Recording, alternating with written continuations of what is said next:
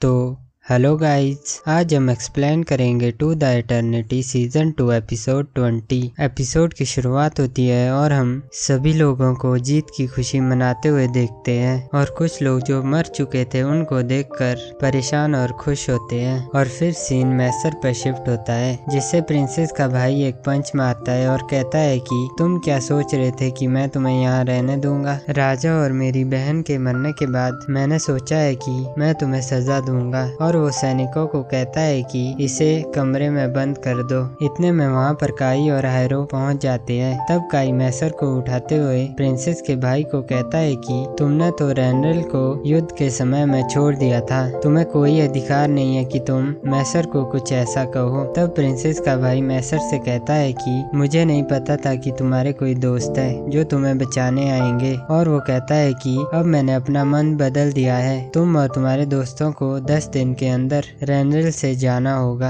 अगर तुमने मेरी बात नहीं मानी तो मैं तुम्हें सजा दूंगा। तब हायरो को गुस्सा आ जाता है पर मैसर उसे चुप कराते हुए कहता है कि यहाँ से चलो। और इसके बाद हमें मार्च और टोनारी को दिखाया जाता है जो गर्म पानी से नहा रहे होते हैं। तब वहाँ से फुशी गुजर रहा होता है तो मार्च उसे कहती है कि तुम भी हमारे साथ आओ। इस पर फुशी कहता है कि अभी मैं खाना बना रहा हूँ, इसके बाद मैं तुम्हारे पास आऊंगा। इतने में वहाँ पर मैसर, काई और हायरो भी पहुंच जाते हैं। इसके बाद वो सब खाना खाते हैं। खाना खाते खाते गुग्गू फुशी से पूछता है कि तुम प्रिंस को उसकी बॉडी कब लौटाओगे। जिस पर फुशी कहता है कि जब तक मैं सभी लोगों को वापस जिंदा ना कर दूं तब तक प्रिंस नहीं चाहता कि मैं उसे उसकी बॉडी लौटाऊं। और वो काहाकू के बारे में बात करने लगते हैं। तब फुशी कहता है कि मैं उससे मिलने के बारे में सोच रहा हूँ। और फुशी उनसे पूछता है कि अब तुम क्या करना चाहते हो और मैं तुम्हारे लिए क्या कर सकता हूँ। तो सब वो बताते हैं जो वो करना चाहते हैं। और अंत में मार्च फुशी से पूछती है कि तुम क्या करना चाहते हो। तो फुशी कहता है कि मैं सबके सपनों को पूरा करना चाहता हूँ। तब टोनारी कहती है कि अभी भी रैंडल के बाहर बहुत सारे नौकर होंगे। तब फुशी कहता है कि हाँ, मैं पूरी दुनिया को नौकर से बचाना चाहता हूँ। इस पर गुगू कहता है कि मैं भी तुम्हारे साथ नौकर से फाइट करूँगा।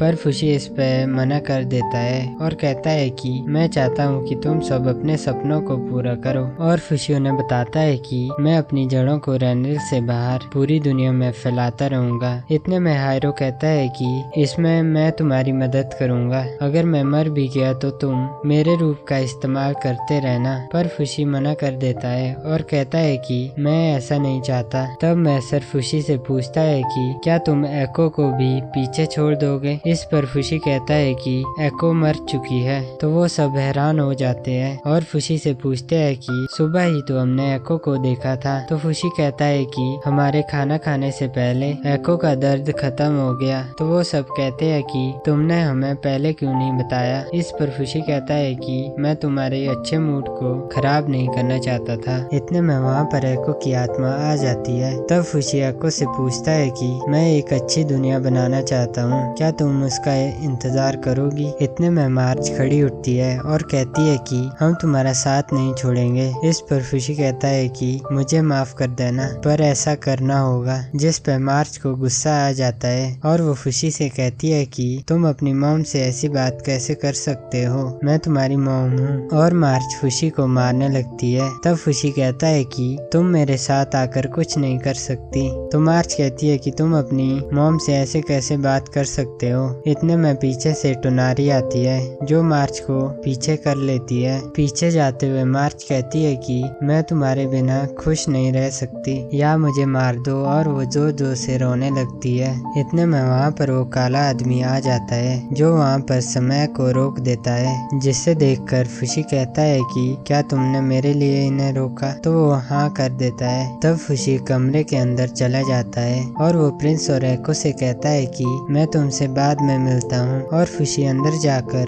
कुर्सी पर बैठ जाता है। और जब समय फिर से चलने लगता है तो मार्च फुशी के पास अंदर जाती है पर फुशी होश में नहीं आता, क्योंकि फुशी जो भी टूटा होता है उसे जोड़ रहा होता है और अपनी जड़ों को रैंडल से बाहर फैला रहा होता है। कुछ समय समय बाद हम देखते हैं कि खुशी के चारों तरफ जड़ें ही जड़ें होती है और वो काला आदमी हमें बताता है कि कामू खुशी की रखवाली की जिम्मेदारी लेता है। गुग्गू भी उसके साथ खुशी की बॉडी की रखवाली करता है। और इसके बाद हमें साइलीरा को दिखाया जाता है जो एक आदमी से बात कर रहा होता है कि खुशी अभी रैंडल में है। इतने में वहाँ पर काहाकू पहुँच जाता है और उनसे कहता है कि क्या मैं तुम्हारी मदद कर सकता हूँ बुरे लोगों को मारने में। और इसके बाद हम देखते हैं कि साइलीरा बहुत सारे लोहे को पिघलाकर एक जगह इकट्ठा कर रहा होता है और वो काहाकू से पूछता है कि अब आगे क्या करना है। तब काहाकू कहता है कि हाँ मैं बताता हूँ। तब साइलीरा उससे पूछता है कि क्या तुमने गार्डियंस को छोड़ दिया है। तो काहाकू मना करता है और कहता है कि मैं इसे नहीं छोड़ सकता। अगर मैं मर भी गया तो जो भी हायासे के परिवार से जिंदा है वो इसे आगे बढ़ाते रहेंगे। और काहाकू जहाँ पर पिघला हुआ लोहा रखा होता है वहाँ पर आगे चला जाता है। इतने में पीछे से साइलीरा कहता है कि क्या तुम यहाँ पर मरने आए हो। और साइलीरा के साथ जो दो सैनिक होते हैं वो काहाकू को धक्का मारकर उसमें गिरा देते हैं। तब हमें काहाकू का बचपन दिखाया जाता है जहाँ पर काहाकू खेल रहा होता है और उसके घर में उसके परिवार वाले बात कर रहे होते हैं कि काहाकू हायासे के सपने को पूरा करने के लिए ठीक नहीं है। तब काहाकू अंदर जाता है और उनसे कहता है कि माना कि मैं इसके लिए ठीक नहीं हूँ पर मैं अपनी तरफ से पूरी कोशिश करूँगा। तब उनमें से एक बूढ़ा आदमी खड़ा उठता है और काहाकू से कहता है कि तो तुम अपनी पूरी जिंदगी को खुशी के हवाले कर दोगे। जिस पर काहाकू खुश हो जाता है। प्रेजेंट में हम देखते हैं कि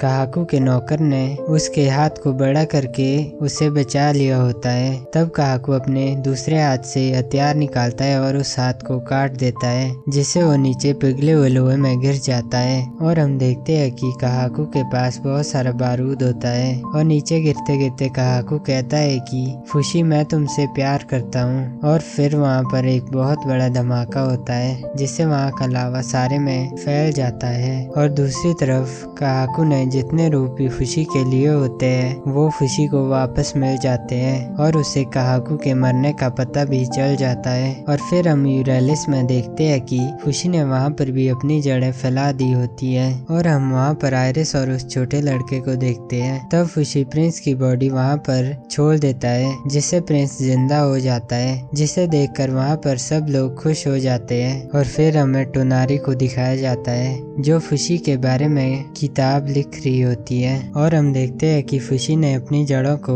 हर जगह फैला दिया होता है। और इसके बाद हमें काई, हायरो, मैसर सभी की लाइफ को दिखाया जाता है कि वह कैसे एक आम जिंदगी जी रहे होते हैं। और 20वां एपिसोड यहीं पर खत्म हो जाता है।